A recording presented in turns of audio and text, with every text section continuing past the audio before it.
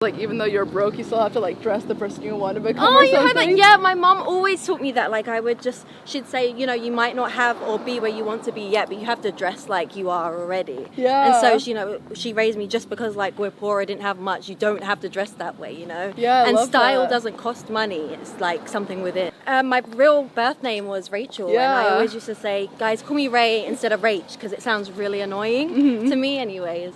And so then one day some kid at school was like, oh yeah, Rainy instead of Ray. And I was like, oh, I might keep that. And he Yeah. was totally annoying. He was trying to be annoying, but I was like, you know what, I'm going to keep this. I would love to be in a I can musical or totally see write you do one. That would yeah. be cool. Or like do the music for a musical. Yeah. Something, some kind of involvement. My dad plays guitar and he was the only male in an all-female rock band. Wow. So that was cool. And he would do backing vocals too.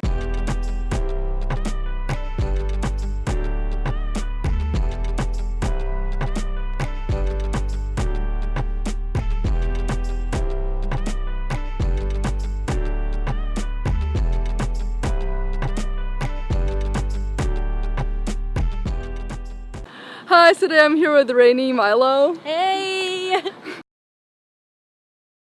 So you were born in, was it was it Norwood? I'm from Southeast London. Wow! Oh my god, yeah. I was born in, well, I wasn't born in, but I grew up and lived in an area called Norwood Junction Yeah. in Southeast London. It's my ends. Did your parents grow up there as well, or? My mum actually grew up in Guyana in the Caribbean, but then she moved to London in when she was about 16, and she Wow. moved to Selhurst, which is basically like a mile away from South Norwood, which is where she now lives with Yeah. me. So she's pretty much stayed in the same area her whole life. Have you visited her family back there? I haven't been back in years, but I did. It's Yeah. amazing. It's such like a very family orientated culture over there. Yeah. I really love it, and the weather's amazing, of course. Do you and think- the food. Do you think that influences the person you are now? Definitely. I feel like my mum just has this kind of like Caribbean sass and honesty about Yeah. her, and I feel like my strict and really Christian upbringing came from like that Oh, wow. Caribbean influence that everybody has, you know, like you're raised to be a really obedient child, and like you just be good and you don't give your parents any like you know. Yeah. And how about your dad? My dad is English. He is from like the English countryside, a little town called Crowborough in Sussex. And he was into music too. So Oh, really? both my mom and my dad kind of put me onto music. Yeah. Yeah. I knew they had like a really strong like musical sense, but did they do instruments as well? My dad plays guitar and he was the only male in an all-female rock band. Wow. So that was cool, and he would do backing vocals too. Yeah. Yeah. What kind of music was it? Like an indie rock vibe. Oh, wow. Yeah. Yeah. And what kind of music did your mom really love? Well, like reggae, of course. Yeah. And her dad was a reggae DJ. Yeah, didn't he want to remix some of your stuff? Oh my god, literally, even just when he drove me to the airport to come out here and he was like, Yeah. oh please, do you want me to make a remix or something? And I'm like, if you ask me one more time, I'm gonna let him do it one day, because it actually will be fire. I don't know why I Yeah. don't just let him do it. How did he even get into it? Was he like really ahead of his time during that, doing all the reggae I have DJing? no idea. I know that him and my grandma came to the UK in the 60s, like a lot of Caribbean people did. Mm-hmm. And he kind of hung out in this area that's like known for having a lot of Caribbean influence. It's called Brixton Yeah. in South London. So he would do DJ parties there and like do just dancehall parties, and that was his thing. And he's really good. He still Damn. does it up to now. So he did it like full time throughout his whole career? Yeah, he did. Yeah. Wow. He did that, and he also was like a train conductor too. I know the balance is really like light and dark. And your mom, what did she do? My mom is a seamstress. She's really good at sewing Yeah. and making clothes, and so she does that for me sometimes. That's where you got your whole style from. Yeah, then. she's really out there. I used to Yeah. be so embarrassed when she would pick me up from school sometimes, because I'd be like, oh please God, let it not be a crazy outfit, and it always was, of course, every time. What was her style like? Just really out there, avant-garde, and vintage, a lot of vintage inspiration too. Oh wow. And I read in a previous interview, she was like, even though you're broke, you still have to like dress the person you want to become Oh, or you heard that? something. Yeah, my mom always taught me that. Like, she'd say, you know, you might not have or be where you want to be yet, but you have to dress like you are already. Yeah. And so, you know, she raised me just because, like, we're poor, I didn't have much. You don't have to dress that way, you know? Yeah, I And love style that. doesn't cost money. It's like something within. Yeah. Did you early on also read a lot of like magazines, or how did you develop the style that you have now? I did. My mum is a bit of a hoarder when it comes to anything fashion, so she keeps all her own clothes, and she would also keep all of her old magazines. And so I would grow up looking at all like the old like 90s supermodels like Cindy Crawford and Naomi Campbell, of course, like all those 80s and 90s magazines. So I feel like that really influenced my style early on.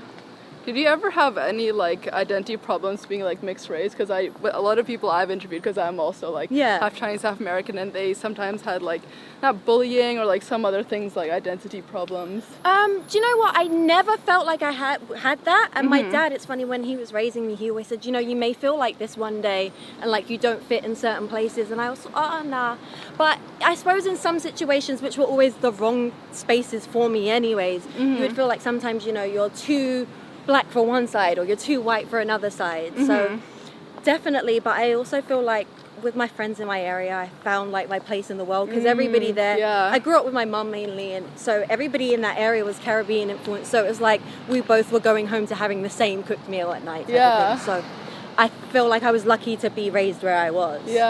Well, what is it actually like growing up with just your mom and your brother, right? My mom, my brother, and my sister. Oh, sister and then also. when she moved out, she moved to across the street. So it was like I was kind of annoying her all the time.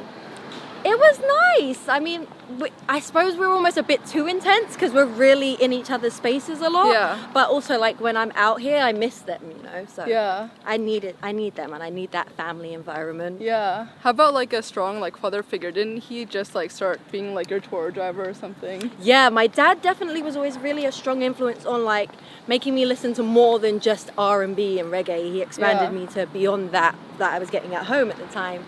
And he became my tour bus driver because obviously he was in a band, so he has that experience. How do you describe yourself back then growing up?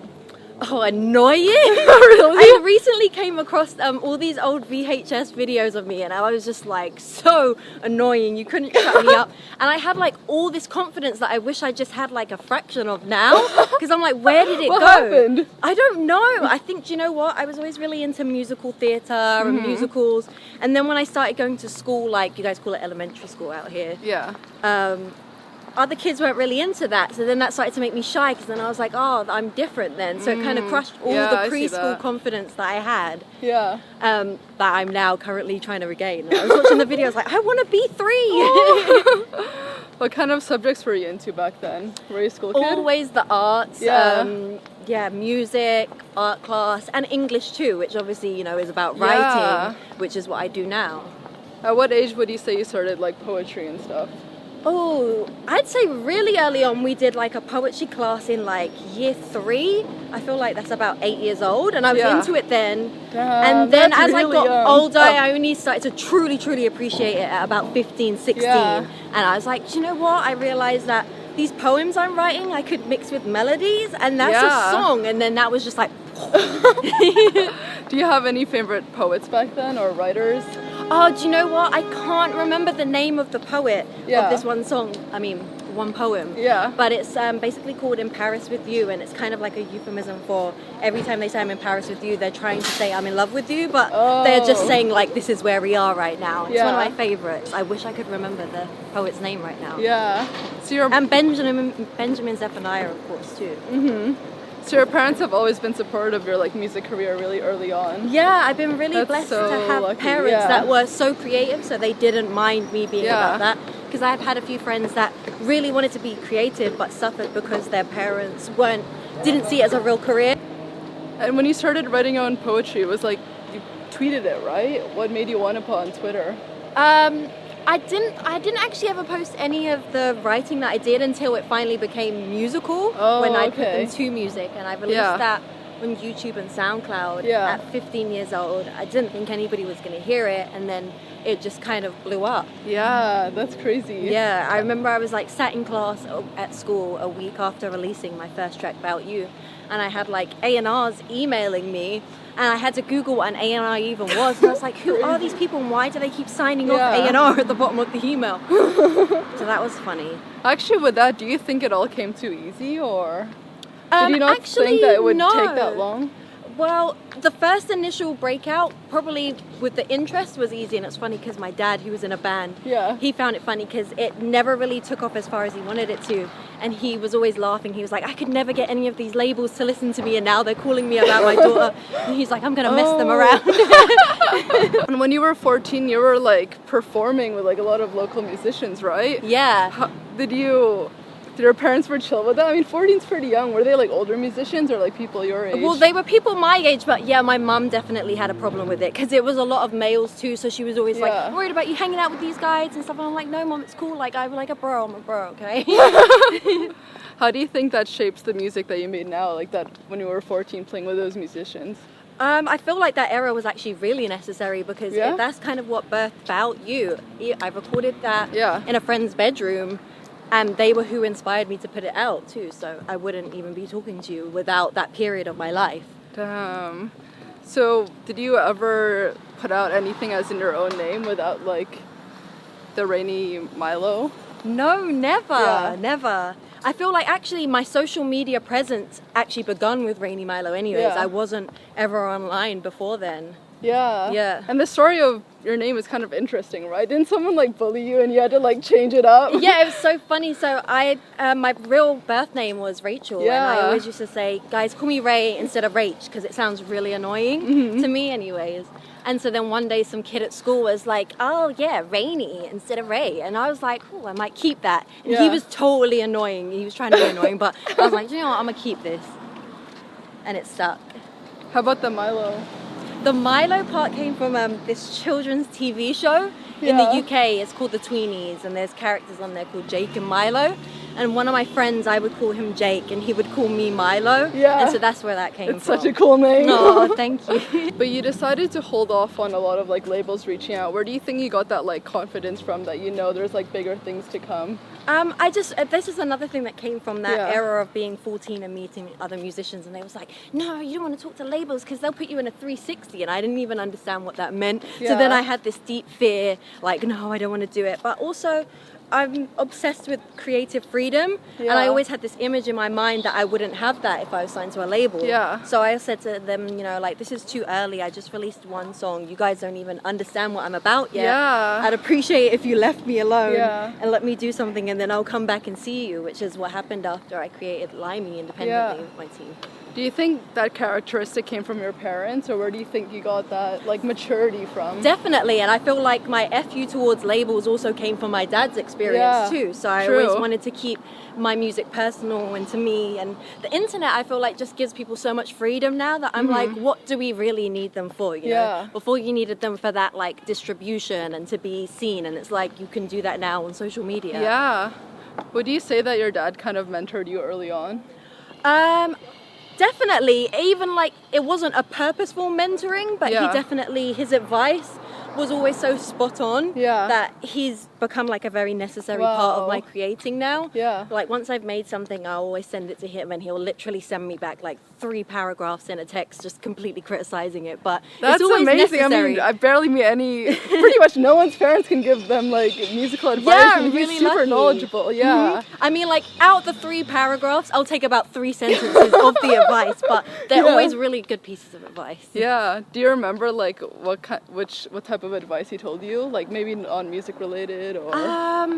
Oh gosh, there's so many. I can't think of any. Like the most recent is kind of a very minute piece of advice, but I sent him a track that had a guitar on it, but it had like this really over the top effect, and he's like, you know what, Ray, I used to be really into all these wacky effects, but you'll regret that in a few years' time when these like cool effects like wear thin. True, So he was like, just keep everything classic forever. You're going to be able to listen to this forever, and that was good advice.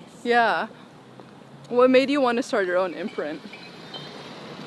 Creative freedom again, and just having my own thing, and the idea of like having an ultimate goal of being able to find other artists and sign them to that would be cool. Do you ever find it difficult to have people take you seriously with even like, I mean, imprint stuff there, it's a lot of responsibility? Yeah, I remember years ago I did this interview with this guy. He was a lot older, and he was like to me, "Oh, I heard that you like turned down all these labels earlier on. That's really like mature decision. So like your management told you to say that, right? Because it sounds good." And I was like, "No, that really was like who I am." Yeah. So yeah, it's definitely hard to get people to take you seriously sometimes, being like a young female and knowing what you want so much. And you also went to like a really famous like musical school, right? Yeah, I went to the Brit School for Performing Arts, and it is the only performing arts school in the UK that was free. And so everybody there has to audition. Nobody pays. It's all based on like talent. So that was really cool. Yeah, and like Adele and like Amy Winehouse. Yeah. Yeah, that's an incredible roster they have. Leona Lewis too. She's an amazing voice. Was that something that you felt like you needed to do for your music career, was to go to school? Oh, well, actually, that wasn't based on my musical career because, as I said earlier, I was always really into musical theatre, which is what I studied at that school. And then it wasn't until I was halfway through the course that I realised, actually, it's the music that's really inspiring me in musical theatre the most. And so that's what I really took to and carried on with.